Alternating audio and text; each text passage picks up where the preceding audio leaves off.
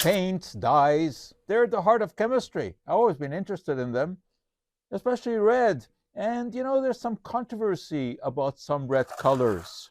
I'm talking about food dyes, especially the red ones.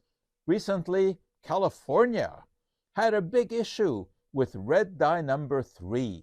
It actually made it illegal starting in 2027. Well, I've been looking into this, just what the basis is for all of this worry about red dye number 3.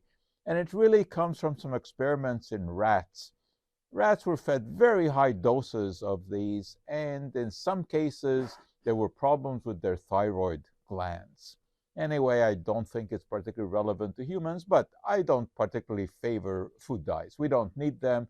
They're just there for cosmetic reasons. We can certainly live without them. But when I was looking into this business of the red food dye, and of course these days you go on the net and you Google and you see what comes up, and believe it or not, I was directed to Michelangelo, of all people, when I was looking for thyroid issues. And I come across a sketch that he made of himself. It is one of the only self-portraits that Michelangelo, the great artist, made. And this is a self-portrait of him painting the ceiling of the Sistine Chapel. And of course, he was commissioned to do that in 1508 by Pope Julius.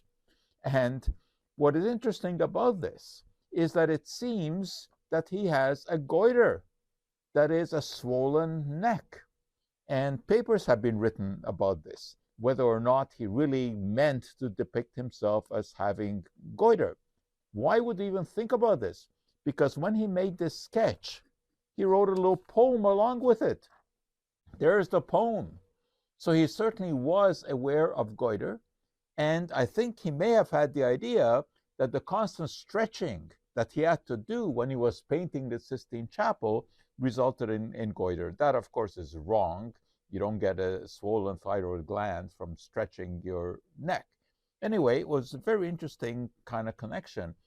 And so this business about cats in Lombardy, that kind of amused me. And when I was in Milan, which is the capital of Lombardy, I actually went around looking for cats to see whether or not they had goiter, swollen necks.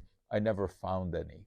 But nevertheless, I did follow up, on the possibility of Michelangelo. And then, you start looking in, you do some more research, and you come across some really interesting things. When he painted the Sistine Chapel, and of course, this is one of the famous panels of the Sistine Chapel. This is the creation when God is giving life to Adam.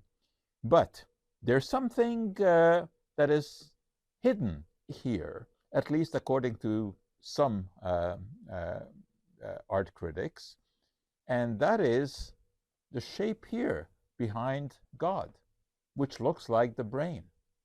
And it seems that Michelangelo is giving, or as portraying God, giving a brain to Adam. It's interesting.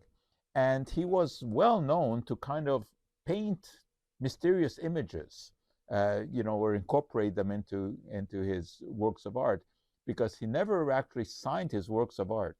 So he let it be known that he was the artist in mysterious ways. For example, here, not only does this look like a brain being given to Adam, but when we take a look at the image of God here giving the brain to Adam, and we twist it, what do we come up with? It looks like Michelangelo. So maybe this was the way that he signed the ceiling of the Sistine Chapel. That's him